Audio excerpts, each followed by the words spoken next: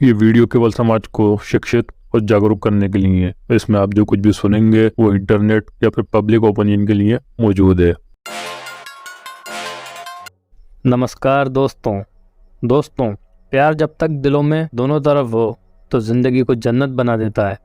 प्यार अगर एक तरफा हो जाए तो ज़िंदगी को जला देता है। जो लोग इससे गुजरे हैं वो मेरी बात का मतलब आसानी से समझ गए होंगे, और जो नहीं समझ पाए वो आज ये वीडियो देखकर समझ जाएंगे। दोस्तों, ये कहानी कुछ दिल्ली के मशहूर श्रद्धा वालकर हत्याकांड जैसी है, लेकिन इसके बारे में लोग ज़रा कुछ जानते नहीं हैं, क्योंकि ना तो मीडिया ने इसके बारे में ज़्यादा बातचीत की और ना इसको उठाया गया। क्योंकि ये कांड ना तो दिल्ली जैसी हाई प्रोफाइल जगह का है और ना ही इसमें कोई हिंदू मुस्लिम का पेश था। पीड़ित इसमें भी एक लड़की थी जिसकी बिना सिर की लाश के 6 टुकड़े करके फेंका गया था, और उसने ऐसा क्या कसूर किया था और वो कसूर था भी या नहीं, ये आप वीडियो पूरी देखकर अंदाजा लगा लेना। तो दोस्तों, कहानी शुरू होती है उत्तर प्रदेश के आजमगढ़ जिले के अंतर्गत एक गांव अशफाकपुर पड़ता है। इसी गांव में केदार प्रजापति अपने परिवार के साथ रहते थे। उनके छोटे परिवार में पत्नी और 2 बच्चे थे, जिसमें एक बेटी थी और उसका नाम आराधना रखा गया था, और एक बेटा सुनील था जो आराधना से छोटा था। यही केदार प्रजापति का घर संसार था। वो बेहद निर्धन किसान थे। गांव में झोपड़ी डालकर परिवार के साथ रहते थे। बेटी आराधना थी तो लड़की, लेकिन वो पिता के कंधे से कंधा मिलाकर चलती थी। संस्कार और असीम गुणों की खान आराधना ने पढ़ते हुए सिलाई कढ़ाई की ट्रेनिंग भी ले ली थी। पढ़ाई व घर गृहस्थी के कामों से फुर्सत पाने के बाद वह कपड़ों की सिलाई करती थी। सिलाई से वह अपना और घर का खर्च निकाल लेती थी। बेटी के इन्हीं गुणों से पिता का सीना चौड़ा हुआ जा रहा था। बात 9 नवंबर 2022 के दिन के 12 बजे के आसपास की है। आराधना के फ़ोन पर एक कॉल आती है। कॉल उसके बचपन की सहेली मंजू यादव ने की थी। हेलो। कॉल रिसीव करते हुए आराधना चेक कर बोलती है, हाय मंजू, तुम कैसी हो? बड़े दिनों बाद मेरी याद आई। मैं तो तुम्हें फ़ोन करके याद भी कर लेती हूँ। मंजू जवाब देती हुई बोली, तुम बताओ कितनी दफ़ा मुझे याद करती हो या मुझे फ़ोन करती हो? अरे बाप रे बाप, ज़रा सा मजाक किया तो इतना गुस्सा ना करूं तो क्या करूं? बात ही तुम ऐसी करती हो यार कि किसी को भी गुस्सा आ जाए। सॉरी बाबा सॉरी। खिलखिलाते हुए आराधना आगे बोली, कान पकड़ती हूँ, अब तो गुस्सा थूक दो। अब मैं मजाक के मूड में नहीं हूँ। वो तो तुम्हें छेड़ने के लिए थोड़ी दिल लगी कर लेती हूँ, वरना मेरी क्या मजाल जो तुम्हें छेड़ूं। अगर वाकई सीरियस हो चुकी हो तो कुछ कहूँ? मंजू गंभीर होकर बोली। हाँ बोलो, क्या कहना चाहती हो? आराधना ने सवाल किया। मैं कह रही थी कि मैं भोलेधाम मंदिर दर्शन करने जा रही थी। सोचा तुमसे भी पूछ लूँ कि तुम भी चलोगी। नेकी और पूछ आराधना ने चेखते हुए जवाब दिया। कब से मेरा मन भोलेधाम घूमने का हो रहा था, साथ में कोई मिल ही नहीं रहा था, इसलिए सोच कर मन महसूस कर रह जा रही थी। खैर, बाकी बातें हम रास्ते में भी कर लेंगे। तुम फटाफट तैयार होकर गाँव के बाहर पुलिया के पास मिलो, मैं वहीं पहुँच रही हूँ। बाय कहते हुए मंजू ने कॉल डिस्कनेक्ट कर दी। आराधना का छोटा भाई सुनील उस समय घर पर ही था। उसने भाई से मंजू के साथ भैरव मंदिर जाने की बात बता दी। मोबाइल फ़ोन उसने अपने पास रख लिया और जल्दी घर वापस लौटने के बाद केकर निकल गई थी।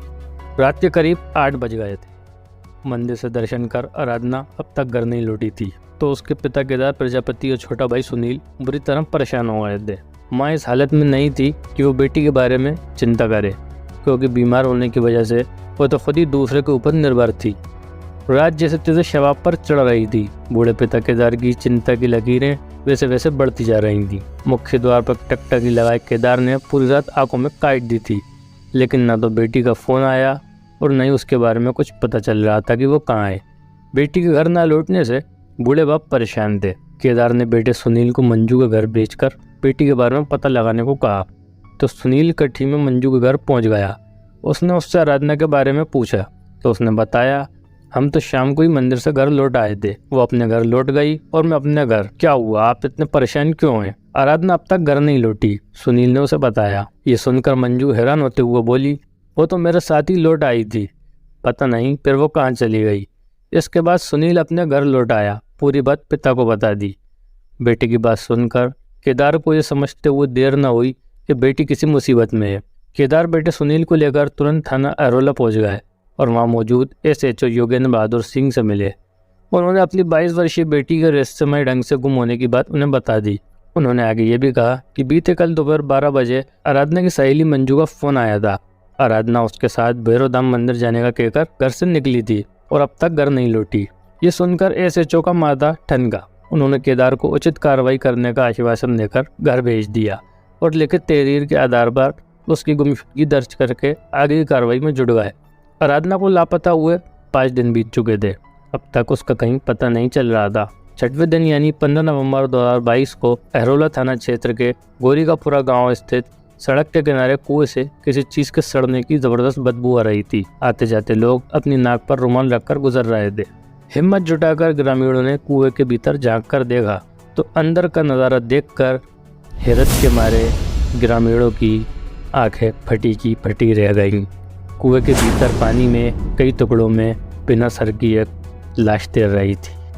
टुकड़ों में कटी लाश की खबर जंगल में आग की तरह चारों तरफ फैल गई थी। गांव वाले दहशत के मारे सन्न थे। चौकीदार राम नयन ने दिल दहला देने वाली घटना की सूचना अहरोला थाने के एसएचओ योगेंद्र बहादुर सिंह को मोबाइल से दे दी। सनसनीखेज घटना की सूचना पाकर एसएचओ योगेंद्र बहादुर चौके बिना नहीं रह सके। उन्होंने आनंद फानंद में टीम तैयार की। थोड़ी देर बाद वो घटनास्थल की तरफ रवाना हो गए। थोड़ी देर बाद वो घटनास्थल पर अपने दल बल के साथ मौजूद थे। एसएचओ योगेंद्र बहादुर सिंह ने कुएं के भीतर झांक कर देखा तो सचमुच कुएं में लाश के टुकड़े थे। अभी दिल्ली की श्रद्धा हत्याकांड की तपिश कम भी नहीं हुई थी कि आजमगढ़ में श्रद्धा हत्याकांड जैसी घटना ने प्रदेशवासियों को हिलाकर रख दिया था। बहरहाल एसएचओ योगेंद्र बहादुर सिंह ने घटना की सूचना एसपी अनुराग आर्य को दे दी और अपनी कार्रवाई में जुट गए। जाल के सहारे कुएं के भीतर से लाश के 5 टुकड़ों को बारी बारी से बाहर निकाला गया, लेकिन उसका सिर नहीं मिल रहा था। लाश किसी युवती की लग रही थी जो पानी में फूल चुकी थी। लाश के बाएं हाथ में रक्षासूत्र और काला धागा, दोनों कलाइयों में कंगन और दोनों हाथों की उंगलियों में मैरून कलर की नेल पॉलिश लगी हुई थी। कुएं के आसपास पुलिस ने मृतका के सिर की तलाश की, लेकिन उसका सिर कहीं नहीं मिला। देखने से ऐसा लगता था कि लाश 4-5 दिन पुरानी होगी। एसएचओ सिंह को अचानक याद आया कि अशहाकपुर निवासी केदार प्रजापति ने अपनी बेटी आराधना की गुमशुदगी की सूचना दर्ज कराई थी। कहीं ये लाश उनकी बेटी आराधना की तो नहीं है। अपनी आशंका को दूर करने के लिए उन्होंने 2 कांस्टेबलों को अशहाकपुर, केदार और उसके बेटे सुनील को बुलाने के लिए भेज दिया। घंटे भर बाद केदार प्रजापति और उसका बेटा सुनील घटनास्थल पर पहुंच गए। दोनों बाप बेटे ने लाश को गौर से देखा। बिना सिर की लाश देखकर कुछ समझ नहीं पा रहे थे कि लाश किसकी हो सकती है, लेकिन जब उनकी नज़र शव के बाएं हाथ पर गई तो वो चौंक गए। उनकी बेटी आराधना भी ठीक ऐसे ही अपने बाएं हाथ की कलाई में रक्षासूत्र और काला धागा कंगन पहनती थी और दोनों हाथों की उंगलियों में मैरून नेल पॉलिश लगाती थी।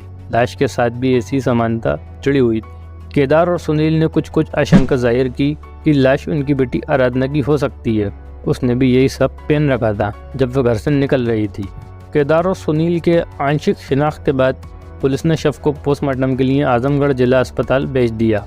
लाश को पोस्टमार्टम के लिए भेजकर एसएचओ थाने लौटाए और आराधना की गुमशुदगी की सूचना को 302, 201, 120B में तरमीम करते हुए अज्ञात हत्यारों के खिलाफ मुकदमा दर्ज कर लिया। योगेंद्र बहादुर सिंह लगातार हत्यारों की सुराग रस्सी में जुटे हुए थे। उन्होंने आराधना का मोबाइल नंबर लेकर कॉल डिटेल्स निकाली और घटना से 15 दिन पहले तक की बातचीत भी सुनी थी। उनसे पता चला है कि मृतक आराधना की कटी के रहने वाले प्रिंस यादव के साथ प्रेम संबंध कायम था। प्रिंस यादव आराधना की बचपन की सहेली मंजू यादव का बड़ा भाई था।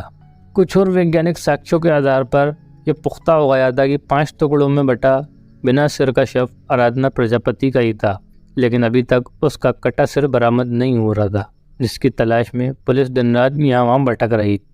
पुलिस प्रिंस यादव की तलाश में सरगर्मी से जुड़ गई थी। उसका फ़ोन सर्विलांस पर लगाया गया तो वो बंद आ रहा था। इस बात से पुलिस इस नतीजे पर पहुंची कि आराधना की हत्या में उसका पूरा हाथ हो सकता है।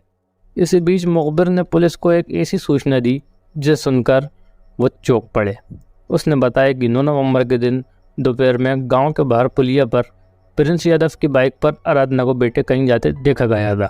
यही नहीं, उसके साथ उसके मामा का बेटा सर्वेश यादव दूसरी बाइक पर था। वो भी प्रिंस के साथ साथ जा रहा था। इसके बाद प्रिंस यादव और सर्वेश की खोज में पुलिस ने तेजी कर दी, मगर दोनों का कहीं पता नहीं चल पा रहा था। पुलिस के लिए दोनों एक अबूझ पहेली बन गए थे और उनके हर संभावित ठिकानों पर दबिश देकर पुलिस थक चुकी थी, लेकिन निराशा की हाथ लग रही थी। आरोपियों को गिरफ्तार न करने पर क्षेत्र के लोगों में पुलिस के प्रति आक्रोश बढ़ता जा रहा था।